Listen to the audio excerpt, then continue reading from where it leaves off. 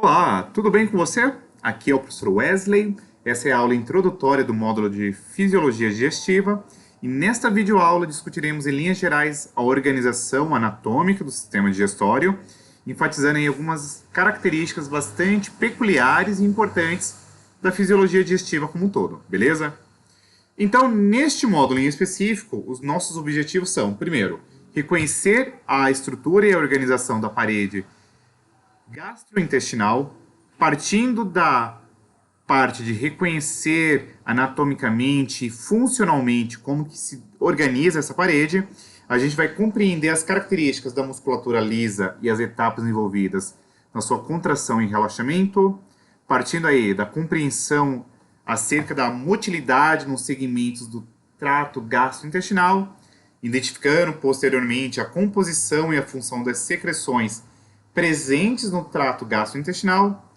Comentaremos também sobre a secreção salivar, gástrica, biliar, pancreática e reconheceremos ao término do curso os mecanismos neurohormonais atrelados com a regulação das funções gastrointestinais e, por fim, compreender em linhas gerais os mecanismos de digestão e absorção dos macronutrientes da dieta. Beleza?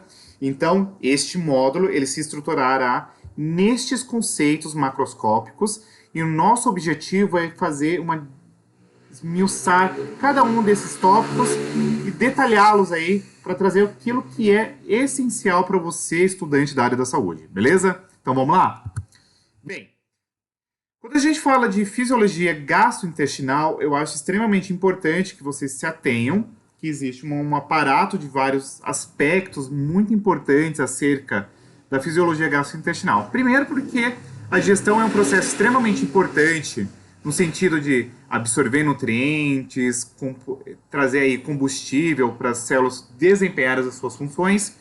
E nós também temos uma série de várias patologias que eventualmente podem estar atrelado com algumas disfunções neste processo. Por exemplo, acredito eu que vocês tenham tomado conhecimento da participante do reality show Big Brother Brasil, que foi advertida porque ela se acocorava no vaso sanitário para evacuar. E aí tem um detalhe muito interessante. O que ela fazia era isso daqui, ó, que é o jeito correto de você evacuar. Por exemplo, uma das coisas que corriqueiramente está sendo trazido na clínica médica é caso de pessoas que estão tendo problemas de evacuação em decorrência de ficar muito tempo no vaso sanitário, lendo, mexendo no celular, etc. E isso ocasiona fissura anal, hemorroidas e etc. Então, nesse sentido, a gente vai discutir em linhas gerais como que se dá a função gastrointestinal, permeando aí essas discussões e trazendo aí elementos que subsidiem a explicação para determinadas patologias, beleza?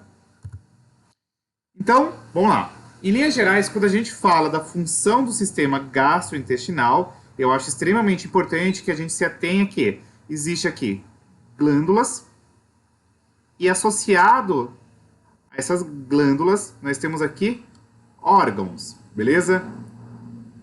E nesse sentido, essa somatória de glândulas e órgãos vão ser extremamente importantes para fazer o processo de digestão. Veremos mais adiante que a digestão ela pode ser subdividida ainda em digestão química e nós temos a digestão aí, a parte física, que envolve os movimentos peristálticos, a deglutição, a mastigação e etc. Mas vamos lá. Por onde que inicia-se o processo de digestão? Na boca. Então aqui é o start do processo digestivo. Então, inicia-se aqui na boca. Na boca nós temos aqui a presença da língua, as glândulas salivares, que no caso são três, a parótida, a sublingual e a submandibular, que vai iniciar o processo de digestão,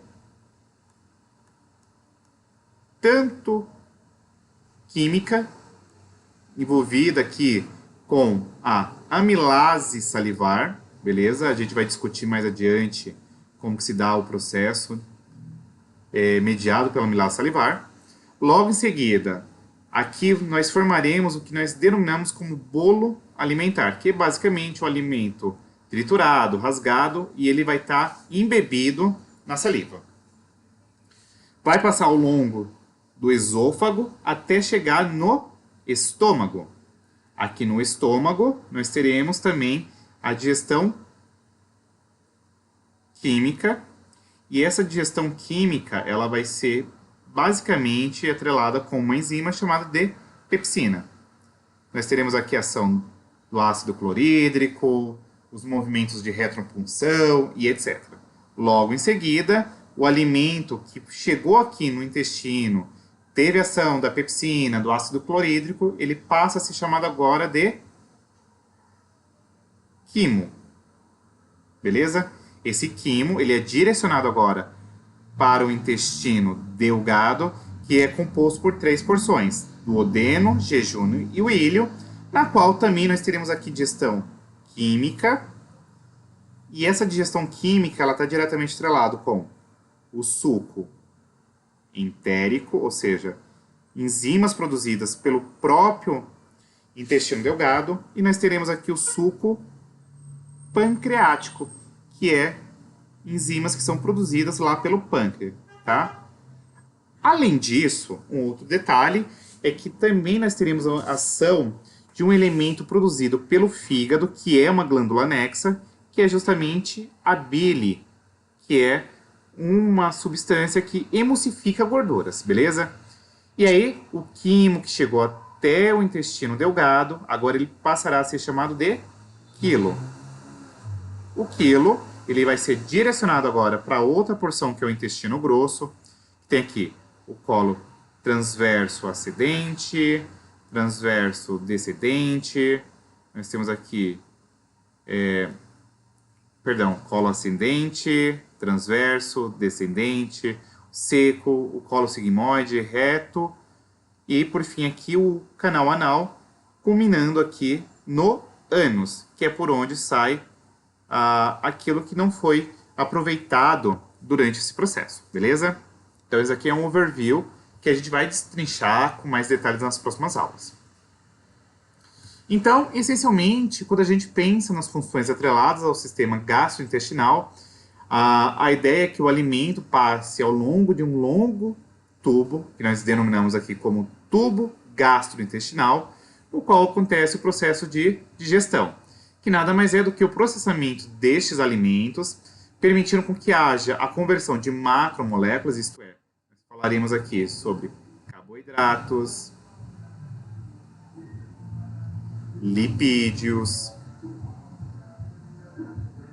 proteínas, vitaminas, perdão pelo barulho ao fundo. Nós teremos aqui também os sais minerais e etc., que serão absorvidos através do trato gastrointestinal. O detalhe importante é que a digestão ela vai englobar processos químicos, como eu falei, que são aí essencialmente mediados por enzimas, e também nós teremos aqui processos físicos, que são basicamente elementos mecânicos, né? Então, a deglutição, mastigação, movimentos peristálticos e etc. E para que nós consigamos aí fazer esses processos, é extremamente importante que haja 4 mecanismos básicos que estarão diretamente atrelados a essas funções. A primeira é a motilidade, que vai consistir aí na mistura, trituração e progressão cefalocaudal, ou seja, partindo da boca até o ânus, dos nutrientes, até que haja aí a excreção dos produtos que não foram digeridos e, por sua vez, não foram absorvidos, beleza? Então, ó, já pega aqui a dica. Quando a gente fala de excreção, é produtos não úteis ao organismo, tá? Aí, logo acrescido a isso, nós teremos também a secreção de fluidos sintetizados aí por órgãos anexos e produzidos pelo estômago e intestino.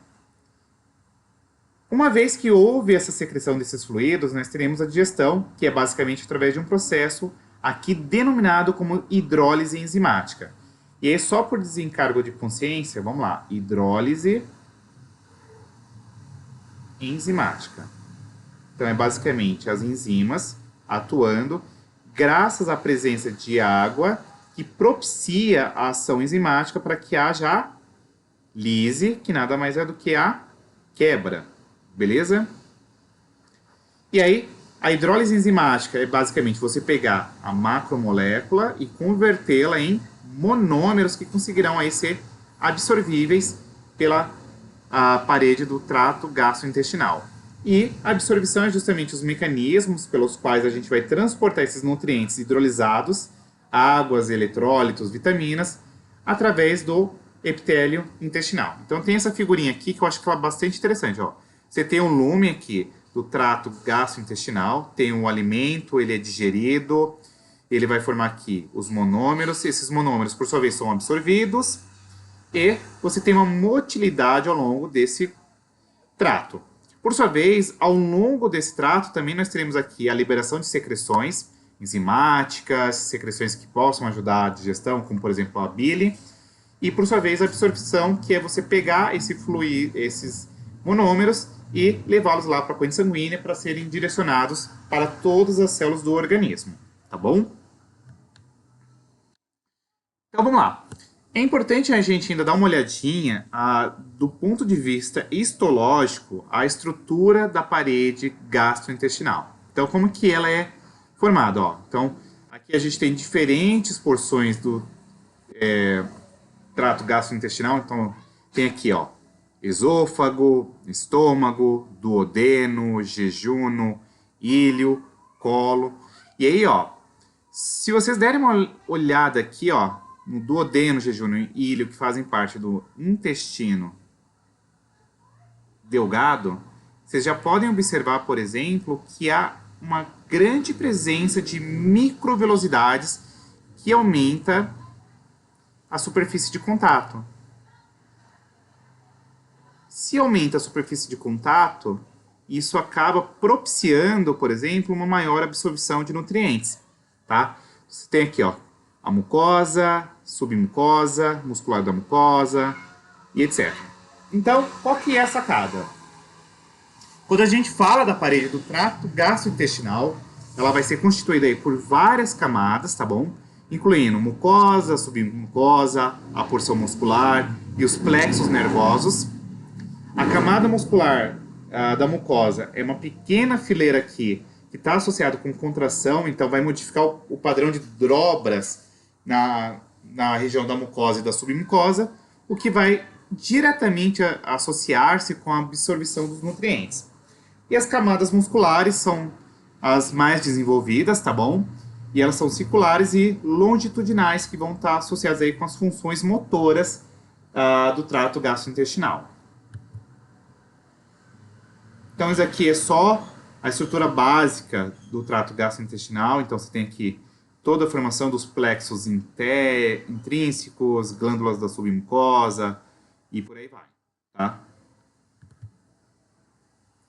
Mas ainda temos a presença do sistema nervoso entérico, que é justamente nada mais, nada menos do que uma ampla rede neural que vai estar localizada aqui na parede do trato gastrointestinal. Então, pensar no sistema digestório e, sobretudo, na parede do trato gastrointestinal é você pensar numa rede neuronal inervando que dali ao longo de todo o trato, tá? Então, nós temos aqui, como os principais e maiores plexos ganglionares, o submucoso e o mioentérico, que vão comunicar-se entre si através de feixes aqui de fibras nervosas.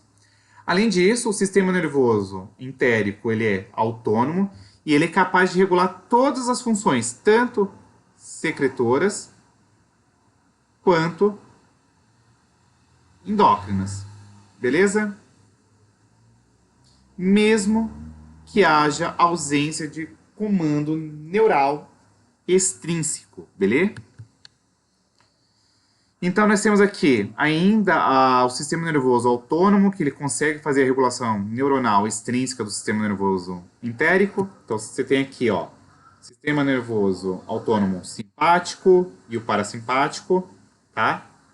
E aí você tem aqui o sistema nervoso entérico, você tem as fibras excitatórias aqui, mediadas pela acetilcolina, e você tem as fibras inibitórias aqui, óxido nítrico, norepinefrina, a VIP, que vão atuar, beleza? E aí, como eu falei para vocês, o sistema gastrointestinal, o trato gastrointestinal, perdão, ele tem aqui a capacidade de motilidade, que é justamente fazer esse processo de pegar o alimento, misturar as secreções, fazer propulsão céfalo-caudal, ou seja, da boca até o ânus, para gerar aí a excreção fecal. E para que isso aconteça, nós teremos aqui a ação da musculatura lisa, tá? Então você tem aqui na cavidade oral a faringe e um terço superior do esôfago, a musculatura estriada, e você tem aqui a musculatura lisa, aqui, 2/3 inferiores do esôfago, no estômago, no intestino delgado e no cólon, e no esfíncter anal externo, beleza?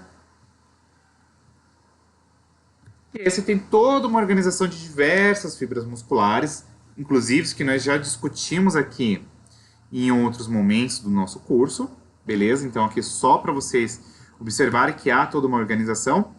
Mas eu queria chamar a atenção de vocês para como que se dá o processo do acoplamento, excitação, contração da musculatura lisa. Primeiro, o primeiro passo é um aumento intracelular, ó, então aumenta a concentração de cálcio intracelular, que acaba sendo extremamente importante para o acoplamento entre a excitação neuronal e a contração mecânica. Você tem esse cálcio se ligando à calmodulina, que ativa a miosina quinase. E aí, na musculatura lisa, a calmodulina ela substitui a tropomina para que haja aí ativação das pontes cruzadas da miosina. Então, vamos lá. Ó. Você tem o cálcio, então o cálcio 2+, ele liga-se aqui à calmodulina. Você tem aqui a miosina quinase, que ela está inativa, ela torna-se ativa. Uma vez que ela está ativa, o que ela vai fazer? O par da cadeia leve da miosina, agora você tem um processo de fosforilação dessa cadeia leve, e aí você acaba removendo a inibição. E aí você tem o quê? A miosina e a actina se acoplando, e aí você vai ter esse processo, tá? E aí as fontes de cálcio podem ser externas, mediadas aqui pelos canais voltagem dependente, ou interna aí, que é justamente ativada aí pelo IP3, perdão. Beleza? E as literaturas adotadas foram justamente o Aires, o Guyton, que eu usei bastante, e o Simonton, beleza? Se você tiver gostado, deixe o seu like, curta, compartilhe, se inscreva. E nas próximas aulas a gente vai começar a destrinchar ponto a ponto do trato gastrointestinal, beleza? Um super beijo e até a próxima. Fui! E PS, perdão pelo barulho, se você não for inscrito, se inscreva no canal, curta, ative o sininho de notificações, compartilhe, deixe comentários que ajuda o canal. Firmeza? Um beijo, fui!